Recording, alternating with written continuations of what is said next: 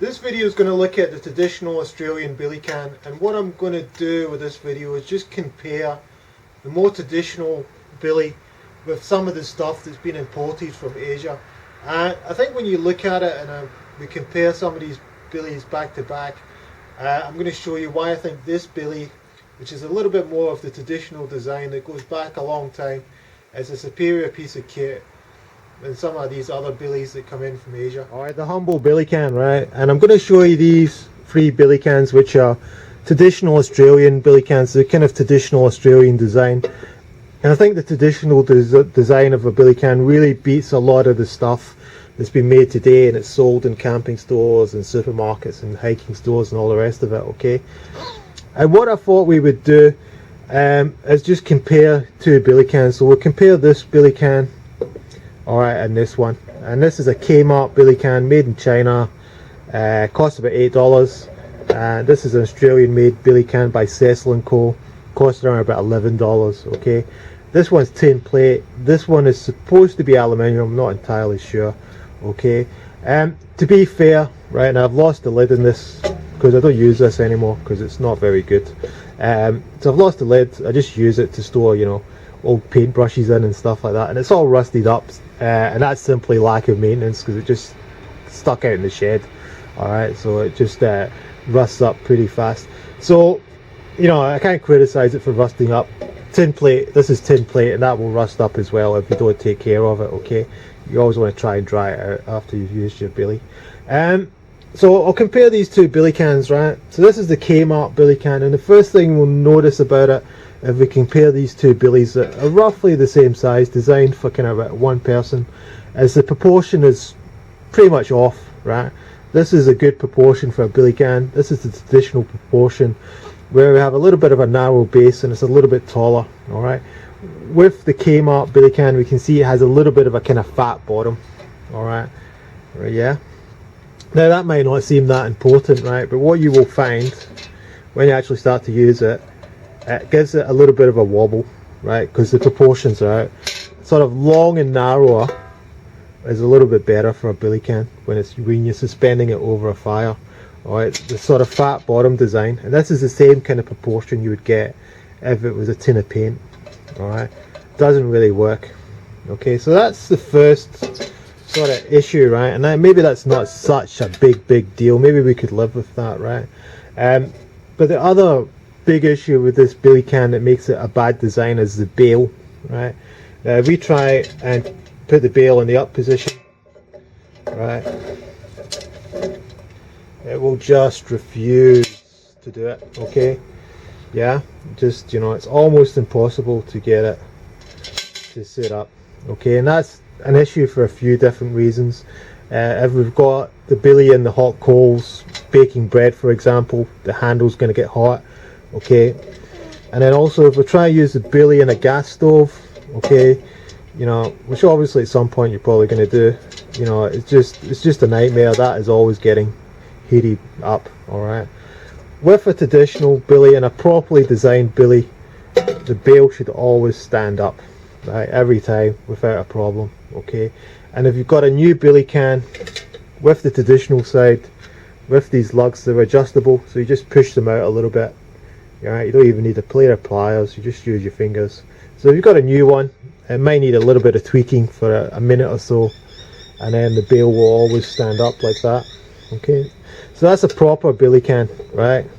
Okay, then, and this one is really a piece of junk in my opinion, and quite a bad design. And what I think with this billy can, it was probably designed by somebody in an office who'd never been bush, never been camping. They just sort of drew up on a computer screen and they made it, okay?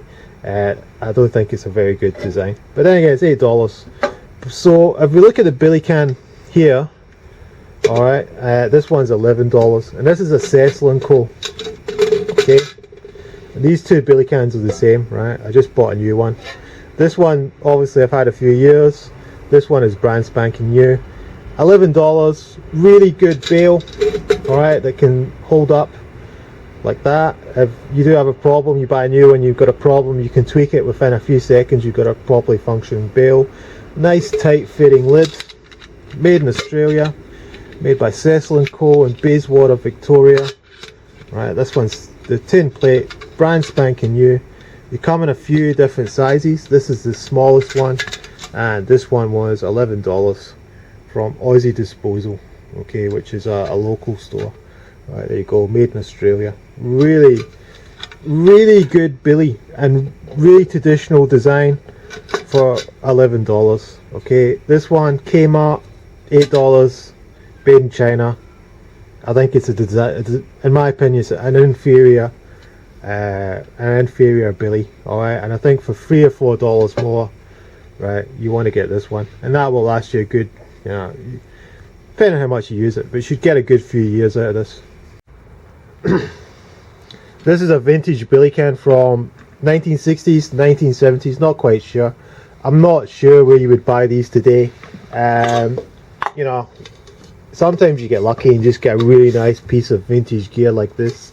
So this one's aluminium. It's quite a thick walled aluminium. It's made by a company called Rex Aluminium Company. It says something like Ranco. They seem to be out of business. Made in Australia, and it's 3.5 pints. Bakes bread really well, really lightweight, and just, I mean, it's not much to look at, right? You know, but it's just a really good design, and it just functions really well. It's really simple, and it's just that traditional design with the wire bell, right, and that kind of hanger, that kind of lug, and that kind of proportion of billy can just works really well. I mean, that's just so simple. There's nothing to that, do you know what I mean? But it's so hard to buy a billy can like that today. Very hard. All right. The number one selling billy can in the bushcraft world is probably the Zebra. Okay. A few problems with the Zebra. Okay. I have to say Zebra's not that bad compared to a lot of the billies that I've seen out there. It's not that bad. There's a few issues with it, right? First issue with the Zebra is just weight. It's a hefty piece of kit. It's stainless steel, right? Stainless steel, obviously non-corrosive, but no, corrosive resistance, relatively corrosive resistant at least, but heavy, right? So that's the main drawback of it, right? And most of us are going to be carrying these in our packs, right? This is quite a big one. I use car camping and that kind of stuff. But there's a few problems with the design. When you buy the Zebra new, and these are made in Thailand, it comes with a plastic holder here, like a stabilizer, to hold the bail, which isn't really necessary because the bail won't hold its position, right? So that's just a waste of, you know, time and resources. We've got a little bowl insert. Well, I can't find mine. I've probably chucked it away, which doesn't really do anything. Just makes the billy heavy and it's not really that useful. So it comes with this extra bowl and these stabilizer things, which you don't really need, which just adds to the cost of the billy. And this is quite an expensive billy can, alright, compared to the tin plate ones. So it's not a bad billy. The wire bail system is just better, in my opinion. It just is easier to suspend over a campfire. The thing I don't like about the Zebra, apart from the weight, is these two pins, and one of these is starting to work its way loose, this one, right? And obviously all the weight is suspended in these two pins, and they're quite loose, right? And obviously being in a fire over and over, there is a chance that those pins will fail. Okay, so a lot of people, and also to lose a little bit of weight, will take those pins off and replace that strap bail with a wire bail. Alright, which I think is a really sensible design alteration, and I might do that myself. So this is Zebra. It's not bad. It's better than a lot of the other stuff that's out there. You know, the design could be improved upon. I just think this is a better billy can, really, to be honest. Just this older, more traditional one. It's just a slightly better design. And then again, it harks back to, you know, who designed this. It didn't really, you know, it's a design that didn't really evolve. It's just something somebody drew. Okay, so not bad, but these more traditional ones are just better, obviously, because the design evolved over years and years of people going into the Australian bush, into the Australian scrub, and using them, right? And there's nothing to them. They're not fancy. They're very simple.